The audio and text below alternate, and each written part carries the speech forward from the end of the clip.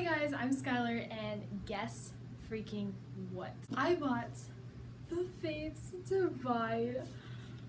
Finally! Oh my gosh. Best freaking $19.01 I have ever spent in my whole life. This book exceeded my expectations. If you guys watched my Carve the Mark book review, you know how much I loved that book, and I freaking love this series. This book is so much better than I thought it would be. It's so much better than Carve the Mark.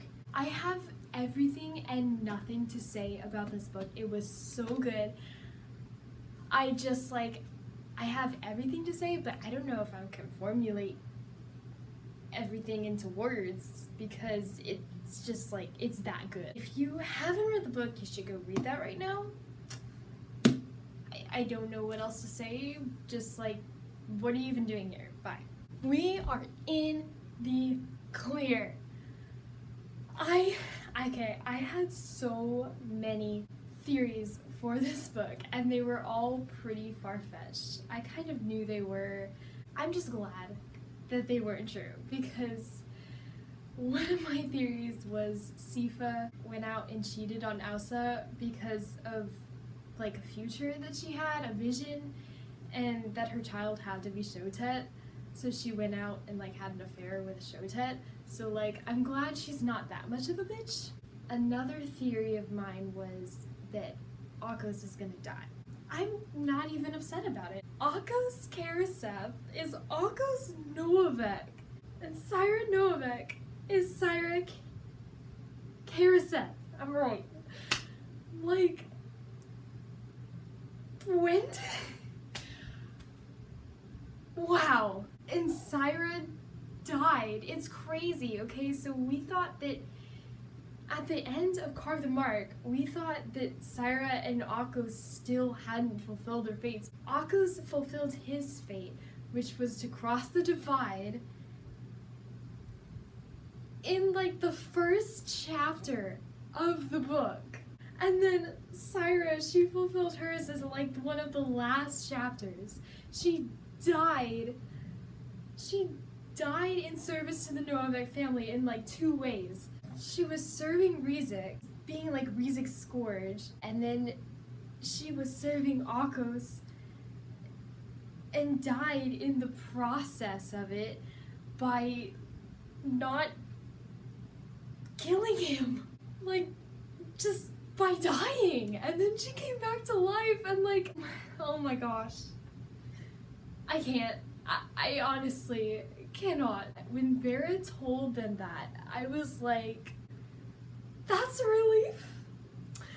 And I did not see that coming, but that's a good thing about it. I also felt so bad for Akos because, like, you know, in the whole book of Carve the Mark, he was like having this identity crisis because his fate, or so he thought, was to die in service to the Novak family. That automatically made him like a traitor to his own people. And then he was Shotet, and he kept on saying, oh, I'm not Shotet, I'm Thubazid, I'm Thubazid. And then Syra would be like, no, you're Shotet. Once you're Shotet, you like never go back. Like, you live in Shotet, you speak the Shotet language, you're Shotet. He was just like trying to figure out who he was, and then it seemed like he had figured it out, and then all of a sudden it's like, oh no, you're not a Karaseth, you're a Novak, and the woman you're in love with is actually a Karaseth. Let's just talk about Syra and Akos, this book. They were going through some rough patches. It broke my heart when Syra and Akos had that talk, and like, and Syra was like trying to get him to choose her because she chose him and she wanted him, and he just said what my mother always told me, suffer the fate for all else is delusion. That just like ruined it. Like, I felt for her. Like, I wouldn't want a guy to suffer for me. Really, that phrase, it freaking killed him because that's what made him want or have that like identity crisis, because he like went through life like going through the motions because suffer the fate for all else's delusion, and he has to suffer dying in service to the Novik family. So like everything else was just like it didn't matter.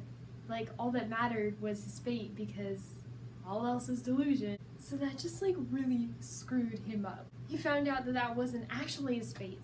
I'm honestly kind of glad that right after that he didn't go to Saira and be like, oh, I choose you, and it's because then it'd be like, okay, like you choose her now that you've found out that your fate isn't what you thought it was. Going to Lasmit to try to kill him, first of all, was like badass. It was kind of like a way for him to go and like figure out who he was, what he wanted.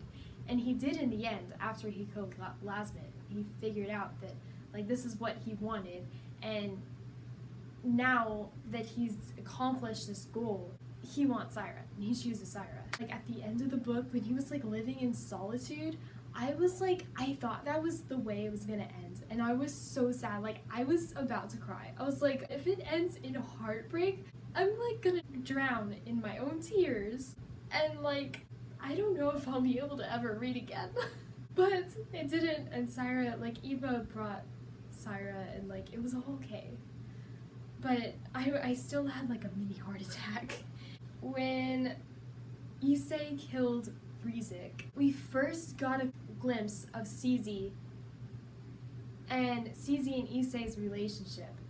I don't know, I like their relationship. The CZ is just, ugh. I just feel like she uses her gift on her too much. We see the effects of CZ's gift, like for the very first time, really. And like, we're like inside her head. She's like trying to stop Issei from killing Rizik, but she can't because like that would make people uncomfortable and stuff. And then she's also trying to like ease Issei's mind, but Issei has like put up a wall inside her head because all she's concentrated on is killing Rizik and getting her revenge for her sister's death. I felt so bad for CZ, and I was really upset because, okay, now we can't get Aija back, and I feel like Saira should have been the one to kill Rizik. I would have wanted her to be the one to kill Rizik because she would have had that satisfaction and, I don't know, like closure. Issei just wanted vengeance. That was her in the whole book. Like, everything she did revolved around her hatred for the Shotet and for her desire for vengeance. It got in the way so much. And then when Ast came in, oh my god, don't even get me started. I liked him at first a little bit because, you know, Issei did, and I was like, maybe he'll become an asset, and then he just kept on getting in the way. Literally, what Issei brought to the table was another Issei, but like with more vengeance and more hatred for the Shotet, and that just did not go well, especially for CZ, because now she has two people she has to like try to control, and she can't control Ast for the life of her. And then she finally figures it out in the end. But that was like freaking badass. She freaking used her gift as a weapon. Like, you wouldn't think that gift was, I don't know, something that powerful. Because CZ never like really used it to its full power and stuff. I was like really proud of CZ for doing that. And for just like taking control of her gift. And this whole book was like basically about, you know, controlling your current gift and like owning it, you know? I mean, there was CZ with her gift. Akos learned how to control his current gift even while starving. Saira, at the very end, oh my gosh, the anti-current blast came and she was like, whoa, I am the current. And so she just literally like counteracted anti-current with current, and she protected her homeland and her people. I was really hoping that her gift would have like left her, but it didn't. If it did, I would have like cried. I was like almost crying when I read that she wasn't in pain, and I was like, oh, does that mean? And then she got it back, so it was kind of upsetting. Akos and Syra's missions to kill Lasmit, I was shook.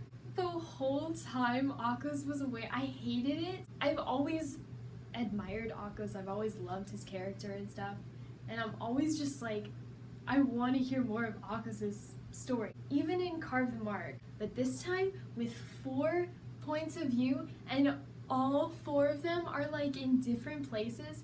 I mean, we only got like probably like 3 of them, and they were like really weird because of the we and stuff. It was interesting, but it was like weird at the same time. So like with CZ and Syra and Akos, like something big would happen with Akos, and then it switched to CZ, and I'm like, I don't care about CZ, I want Akos. Or it switched to Syra, and I'm like, I have to read 3 more chapters of something that I don't know if I care about yet. So wait for Akos. Back to Syra and Akos' mission. So the way they like clashed, I was like, this is a bad idea. This is a bad idea. Syra, I don't care if you think that Akos is in Thuva, you should know better. Akos is not in Thuva because Akos needs a freaking purpose. That's why he like couldn't function in Ogra, because he had nothing to do. If he had just went to Thuva, like what would he do there? Like he's already basically a traitor. Syra like thinks that he's off to Thuva because he wants peace, but there's literally war going on in Thuva. Akos' and Lasmit's first interaction was like, it was like weird and cool at the same time. Akos was like standing in Rizik's quarters. All of a sudden, he felt this like thing in his head, and like obviously that was Lasmit's current gift, like trying to control him. And Lasmit's like, I can't control you. Why is that? And Akos is like tells him about his gift and stuff. And then Lasmit's like, how did you get in? And he's like, well, I'm your son. I like how Lasmit is like never surprised. Like that is what I like about villains, is that they're like never surprised. I knew Lasmit had done all that he would do, and that was starve Akos, because Lasmit is a controlling guy. Like that's literally the nature of his current gift, is to control. And so he can't control Akos unless he's starved. So he's kind of like holding it over him, like, I can control you, you'd better do what I say. The first time Akos had been summoned, he was like taunting Akos with the meal. Lasmit asks Akos who let him in, because he knew that like if he had let himself in, then all these alarms would have gone off. It had to be someone inside. And I'm just like sitting here, I'm like thinking, like, I really don't want him to give up Jorg, but like he needs to. And so he did. And then the next time he was summoned, he was shown Jorg's eyeballs in a jar. And Lasmit was saying, I take 1 eyeball if I release them, and 2 if they're executed. As Jorg Khazar was last night. And I'm like, why? Like, I wanted this to happen, but I didn't want it to happen. I didn't want to let Jorg go. Syra and Tekka and Eshrick and stuff, like, were like getting ready for the assassination and stuff. Tekka's like, Jorg has been arrested, and Syra's like, no, he's a Khazar. They had just found out that Akos is there too, and Tekka's like, you don't think Akos would have, and Syra's like, no, you don't know Akos like I do. He never would have done that. It like hurt me harder than like Akos actually telling Lasmit where Jorg was. It was just Syra's complete and utter denial that Akos could ever do that. The minute Lasmit saw that fruit, I was like, oh no. He's already figured her out. And then Akos, it was freaking like weird, because Akos was just like sitting there. And so at this moment I was like, oh my gosh, is Akos like gone. But honestly, I thought it was like Jorg's death that was causing him to be like that, you know? But then it was at the end of the book when Syra came to see Akos and Thufa at his house. He was like apologizing to her and he was saying, I couldn't move, I was frozen, you know? So I wonder, that was probably Lasmet using his current gift, because he was using his gift to control Syra to like freeze. So I wonder if he was doing it to Akos too. Lasmet is like controlling Syra with his gift, and then all of a sudden Syra uses her mind to inflict pain on Lasmet, and I'm like, holy shit, way to go, Syra Novak. My freaking favorite part in the book. Wow, you weren't kidding. Syra fucking Novak is with you. And Syra's like, how did you know my middle name? I'm like, that was such a great scene. Anyways, this is probably like my favorite quote in like any book. I can't get over it. Let's get to the whole attack of the Hessa Temple. So Akos brought this up to Lasmet, and this was like his plan to escape. And so he tells Lasmet he'll take him to the generator part, and then Lasmet was like, aren't there other generators and stuff?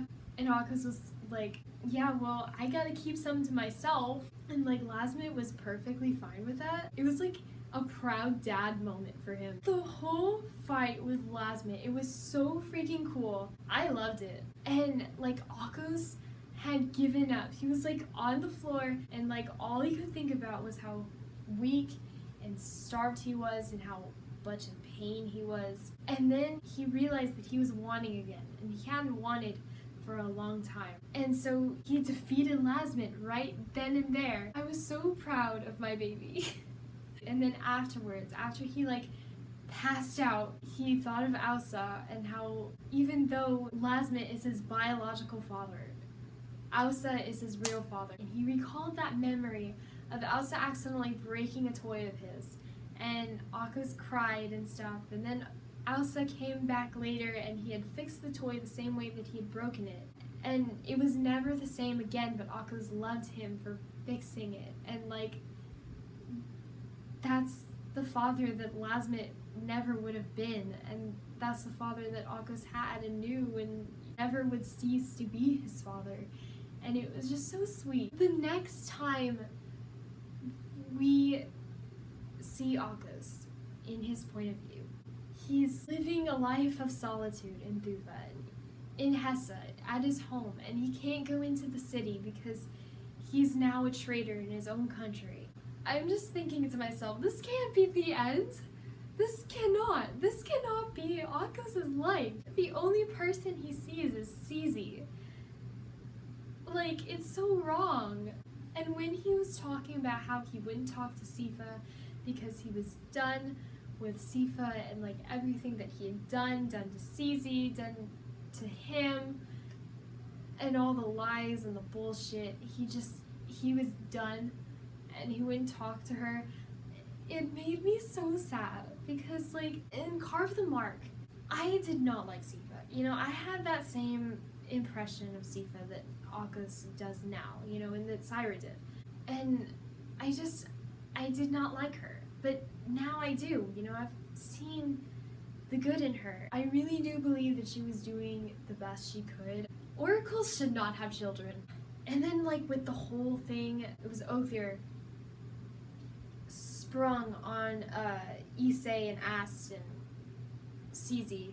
Like they would only give them the current or the anti-current blast if they agreed to basically give the power of the oracles to the assembly.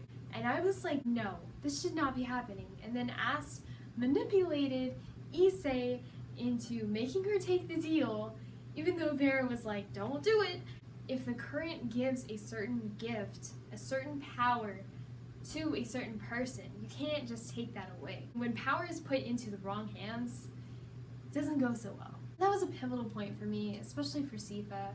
Like, I thought it was really cute when Syra and Sifa had all these interactions together. Like, Sifa told Syra that she was coming with him because, oh, she's an oracle and she can guide them and stuff. And then she later reveals that she can't guide them. Syra's like, well, why did you even come? And she's like, to spend time with you. And I'm like, oh.